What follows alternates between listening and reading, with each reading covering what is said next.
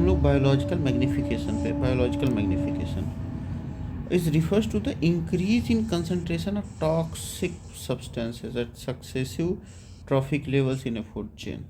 मतलब biological magnification ये होता है कि हर ट्रॉफिक लेवल पे कितना टॉक्सिक सब्सटेंसेस मिल रहा है या बढ़ रहा है। It occurs when a toxic substance is accumulated by an organism, not metabolised और एक्सक्रीटेड, ना तो मतलब पचाया गया है ना तो निकाला गया है, hence passed on to the next trophic level. फिर ये क्या अगले ट्रॉफिक लेवल पे पहुंच जाता है। The phenomena is significant for non biodegradable pollutant such as mercury and DDT. ये बहुत सिग्निफिकेंट होता है नॉन बायोडिग्रेडेबल पॉल्यूटेंट्स पे जो गलते वलते नहीं है, जो प्रेजेंट रहते हैं, जैसे मर्करी और DDT. Trophic level impact: as we move up the trophic levels from producers to top consumers, the concentration of toxins increases exponentially. वैसे वैसे जैसे हम लोग ऊपर बढ़ेंगे वैसे वैसे टॉक्सिसिटी क्या होगी, बढ़ती जाएगी। जैसे if planktons in water absorb a small amount of DDT, small fish that consume large amount of plankton will have higher DDT level. Larger fish that eat smaller fishes accumulate even more DDT, and top predator like birds or humans will have the highest concentration. ओहो, ये energy की तरह घटता नहीं है, ये बढ़ता है। हाँ, जैसे जैसे जो जो कंज्यूम करते जाएगा वैसे वैसे बढ़ता जाएगा। Why does it occur? Persistent non-biodegradable and persistent pollutants like DDT and heavy metals do not decompose, ये डिकम्पोज ही नहीं होते हैं। Food chain dynamics: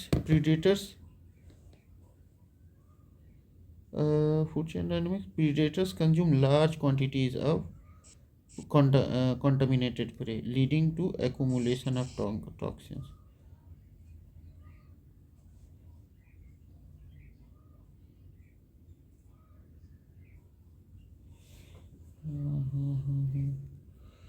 Lipid solubility: many toxins are fat soluble, thus getting stored in fatty tissues of an organism.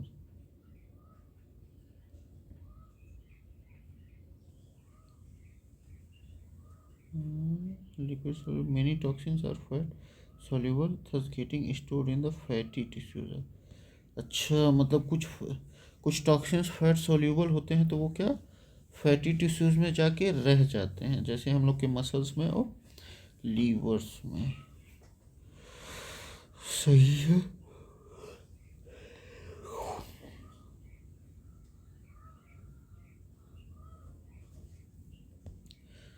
ठीक है ठीक है ठीक है।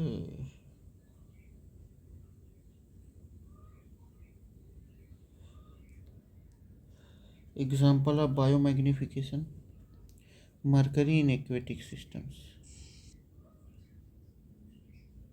industrial discharge releases methyl mercury into water.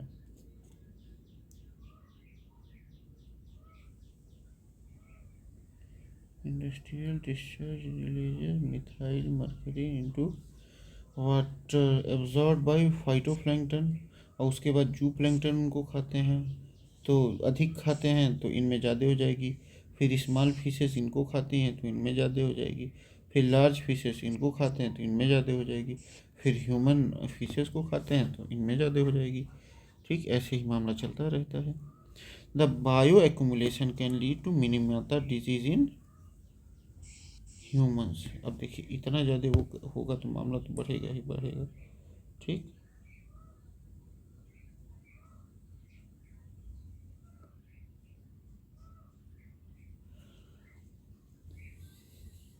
Bio accumulation क्या होता है?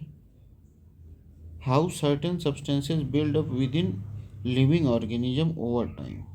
जैसे bio accumulation is a gradual accumulation of substance such as pesticide, heavy metal or other chemicals in an organism. This occurs when an organism absorbs this substance at a rate faster than it can eliminate them. मतलब जब हम लोग कुछ ऐसा खाते हैं जो जिसको हम लोग जो हम लोग लेते तो ज़्यादा हैं लेकिन हम लोग एलिमिनेट नहीं कर पाते हैं, तो वही क्या होता है बायो एक्यूमुलेशन।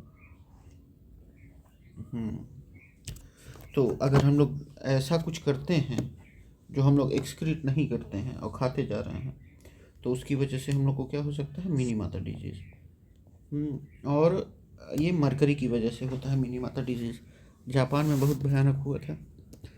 DDT, डाईक्लोरो डाईफेनाइल ट्राइक्लोरोइथेन, बाप रे बाप, इतना बड़ा नाम।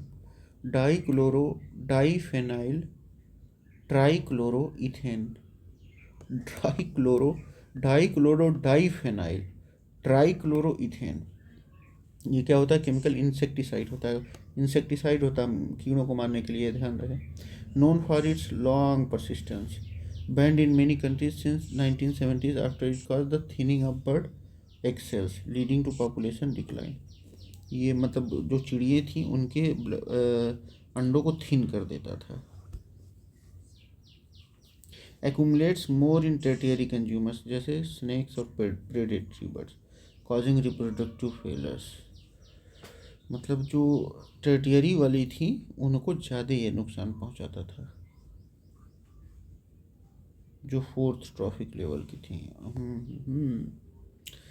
Case study, silent spring by Rachel Carson 1962 brought global attention to the harmful effect of DDT on wildlife and ecosystem, led to banning of DDT in many countries. Minamata tragedy 1956, mercury poisoning from industrial discharge in Minamata Bay, Japan, caused severe neurological damage in local populations. Okay, ये biomagnification था।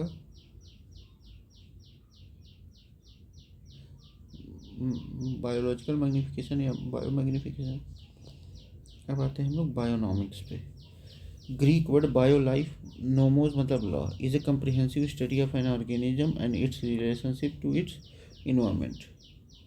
Synonyms with ecology, it emphasizes the value of natural system influencing human life, important in environmental management and conservation. Understanding bionomics aids in formulating conservation strategies, managing population and sustainable practices. Studying bionomics of wetlands help protect biodiversity and regulate ecosystem services. Bionomics. A global concern, Stockholm Convention 2001, an international treaty to eliminate or restrict the production and use of persistent organic pollutants, including DDT. Stockholm Convention 2001, an international treaty to eliminate। Stockholm convention हुआ था, ठीक है। ये किसके लिए हुआ था, eliminate और restrict the production and use of persistent organic pollutants including DDT। Bio magnification versus bio accumulation. Bio accumulation क्या होता है, accumulation of substances within an individual organism. ये इंडिविजुअल ऑर्गेनिज्म की बात कर रहा है, जबकि bio magnification increase in concentration as it moves through trophic levels. Bio accumulation मतलब एक आदमी जो है उतना एक्यूमुलेट कर रहा है जितना वो निकाल नहीं रहा है, तो वो बायो एक्यूमुलेशन हो गया। बायो मैग्निफिकेशन जितना वो कंज्यूम कर रहा है वो आगे बढ़ते जा रहा है, अगले ट्रॉफिक लेवल पे बढ़ते बढ़ते जा रहा है, ठीक है, तो वो क्या हो गया, बायो मैग्निफिकेशन। इकोलॉजिकल इम्प्लीकेशंस क्या हैं, after biodiversity particularly apex predators and humans, particularly apex affect biodiversity, जैसे जो सबसे ऊपर वाले टर्टियरी वाले होते हैं उनको इफेक्ट करती है और ह्यूमंस को इफेक्ट करती है। Leads to ecosystem imbalance as seen in disappearance of predatory birds due to DDT exposure.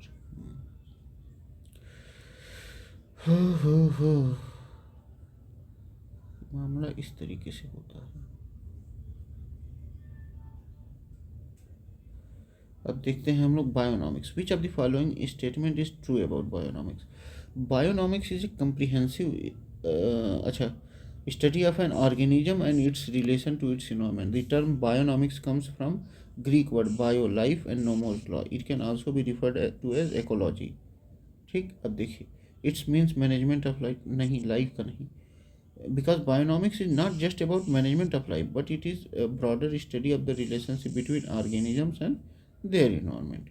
It is synonym with ecology, हाँ ये सही है।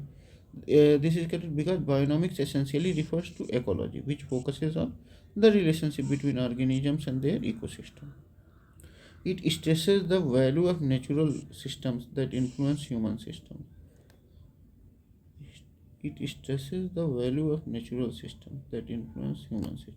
Correct, because bionomics, through its study of ecosystems, highlights the importance of maintaining healthy ecosystems and how they influence human well-being, making it closely aligned with environmental management.